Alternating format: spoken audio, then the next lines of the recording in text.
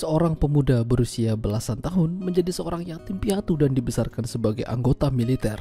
Hampir sebagian besar hidupnya ia habiskan di dalam barak pelatihan. Hingga suatu hari dia diajak keluar barak oleh salah satu komandannya untuk makan di rumah.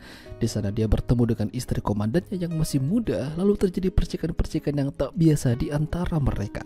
Ya, film dengan judul La Année de la Veille yang dirilis pada tahun 1991 yang lalu akan menceritakan kisahnya. Nama pemuda itu adalah Francois, menjadi seorang yatim piatu yang dibesarkan di sebuah barak militer. Hampir setiap hari dirinya hanya mengikuti pelajaran dan belajar. Tidak lupa dia berdoa pada Tuhan.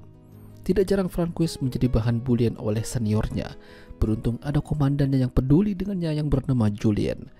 Julien adalah seorang komandan sekaligus petinju, jadi banyak orang yang segan pada dirinya. Di dalam pelatihan itu, terdapat banyak orang-orang yang membangkang.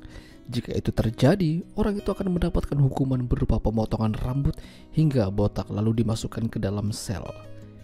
Semenjak sering mendapatkan bulian, Francois ingin belajar membela diri dengan belajar tinju dari Julien.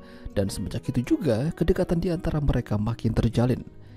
Ketika hari Minggu, biasanya para siswa bebas melakukan apa saja, termasuk keluar dari barak. Jadi Francois diajak ke rumah Julien untuk makan siang bersama. Di sana Francois diperkenalkan oleh istri Julien yang masih muda bernama Lena. Pandangan pertama membuat Francois langsung terkesima. Bahkan Lena juga terlihat begitu peduli dengan Francois. Ketika Francois berlatih tinju dengan Julien dan terjatuh, membuat Lena jadi sedih. Semenjak perkenalan dengan Lena, membuat Francois jadi ingin tahu lebih banyak tentang apa itu cinta dan kehidupan. Bahkan, dia juga mulai mendengarkan musik untuk membuat hatinya lebih tenang. Dan kini, setiap hari Minggu, Francois pergi ke rumah Julien, tentu saja untuk menemui Lena. Dan gara-gara itu juga, fokus belajar menjadi terganggu. Tidak jarang kini Francois mendapatkan teguran dari gurunya. Hingga suatu malam, Francois kembali diajak ke rumah Julien. Namun kala itu Francois diminta untuk menjaga rumahnya sembari Julien dan Lena pergi ke undangan. Tapi Lena ternyata pulang duluan. Dia mendatangi Francois yang masih terlelap, lalu membangunkannya dengan lembut dan mengajak begituan. Menang banyak Francois. Keesokan harinya, saat di barak, Francois kembali dibully oleh seniornya. Tapi kali ini dia melawan dan berhasil menumbangkannya berkat pelatihan tinju dari Julien. Tapi masalahnya, Francois jadi lebih kasar. Bahkan salah satu temannya yang bernama Galena menyadari akan hal tersebut. Semenjak kejadian malam itu di rumah Julien, Francois jadi ingin merasakan kembali.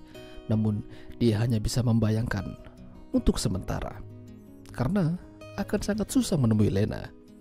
Hingga suatu hari Francois kembali ke rumah Julien dan berbicara dengan Lena.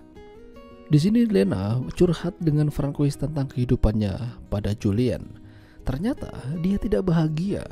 Dia sering mendapatkan kekerasan. Ingin rasanya Lena kabur dari sana. Gara-gara pernyataan itu membuat Francois jadi kehilangan respect pada Julien. Dia kesal padanya. Puncaknya, ketika Francois diundang makan siang bersama di rumah Julien di hari Minggu, Julien dan Lena merayakan ulang tahun Francois. Tapi terjadi konflik di antara Julien dan Lena hanya karena masalah sepele.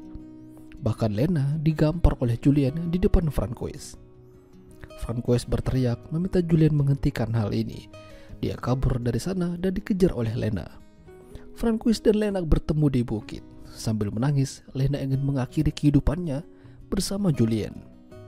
Lalu Francois membalas kalau dia akan membawa kabur Lena suatu hari nanti.